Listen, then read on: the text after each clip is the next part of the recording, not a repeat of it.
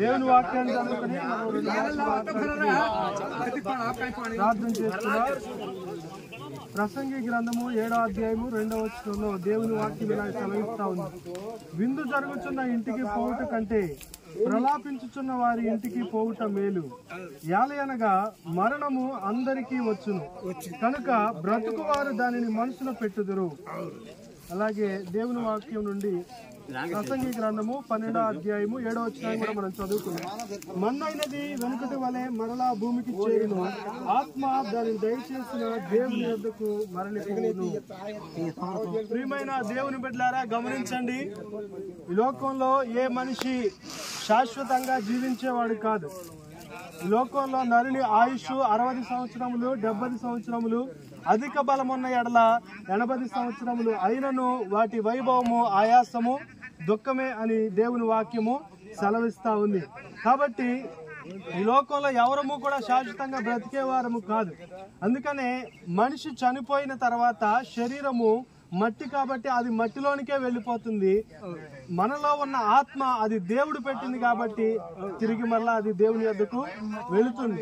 కాబట్టి ఈ సత్యాన్ని ప్రతి ఒక్కరూ కూడా జ్ఞాపకం ఉంచుకునేలాగున విందు జరుగుతున్న ఇంటికి పోవడం కంటే కూడా ప్రలాపించుచున్న వారి ఇంటికి పోవడం మేలు. ఎందుకనంటే ఈ లోకంలో సజీవులుగా ఉన్న మనందరం కూడా ధనధాన్యాదులు సంపాదించుకోవడానికి, ఆస్తిపాస్తులు సంపాదించుకోవడానికి, మేడ మిద్దెలు కట్టుకోవడానికి, వజ్ర వైడూర్యాలు సంపాదించుకోవడానికి ప్రతినిత్యము కూడా బ్రతికేవారముగా ఉంటుంటాం.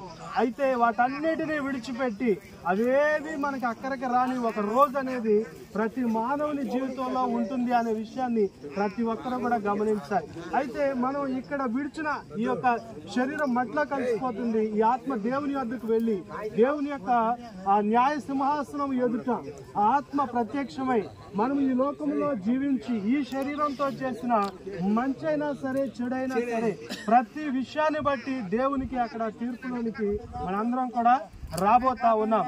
అయితే ఈ లోకంలో పాపం చేయని మనుషుడు ఎవరో లేదు, ఏ భేదములు లేదు. అందరూ పాపము చేసి దేవుడు అనుగ్రహించే మహిమను పొందలేకపోతున్నారు. కాబట్టి మనము పాపము చేయువారము. కాబట్టి మనలో పాపం లేకుండా ఉండాలంటే పాప రహితుడైన ప్రభు అయిన యేసుక్రీస్తు వారి లోకానికి వచ్చి మన పాపముల నిమిత్తమై ఆయన కలువరి శిలువలో చనిపోయాడు. కాబట్టి ఆయన ఎడల ఎవరైతే విశ్వాసం ఉంచుతారో, ఆయనను బట్టి ఎవరైతే నోటితో ఆయన దేవుడని రక్షకుడని ఒప్పుకుంటారో, హృదయమందు విశ్వసిస్తారో, ఎవరైతే బాప్తిస్మ అనుభవంలోనికి వస్తారో అటు వారందరూ చనిపోయినా సరే ప్రభు అయిన యేసుక్రీస్తు వారు ఆయన తిరిగి ఎలాగైతే పునరుద్ధానుడిగా లేచి ఉన్నాడు అలాగనే ఆయన రెండవ రాకడ సమయంలో మనందరినీ కూడా పునరుద్ధానుడిగా ఆయన పరలోకానికి చేర్చేవాడిగా ఉన్నాడు. మనం చనిపోయిన వెంటనే మనకి మన కథ ముగియట్లేదు.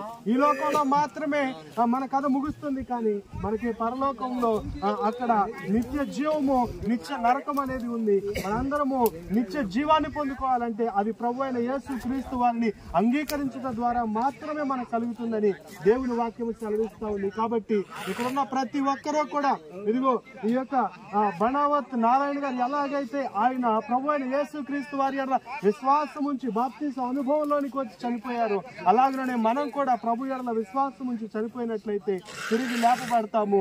కనుక అట్టి రీతిగా మనందరం కూడా ప్రభు అయిన యేసుక్రీస్తు వారి యొక్క విశ్వాసం ఉంచుదాము. అట్టి కృప దేవుడు నీకు నాకు మనందరికీ దయచేయనుగాక.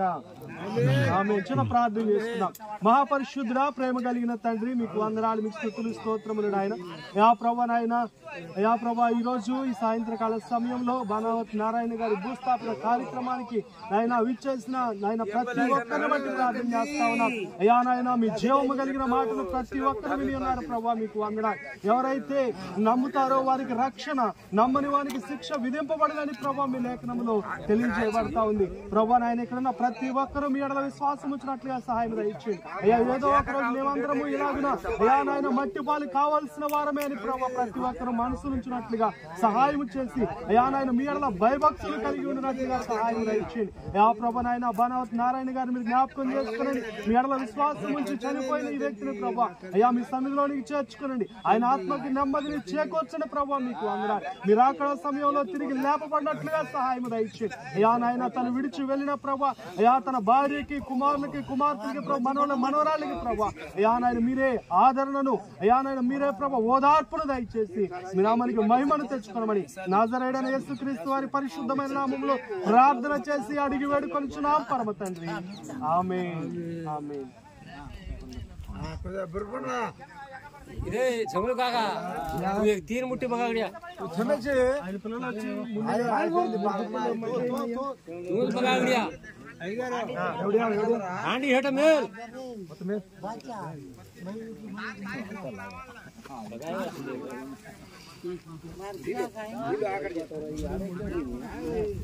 झमरू काका इधे मुंडी सामा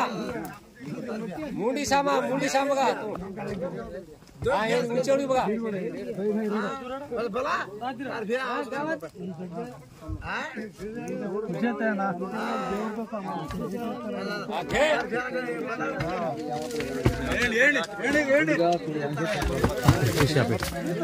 फिश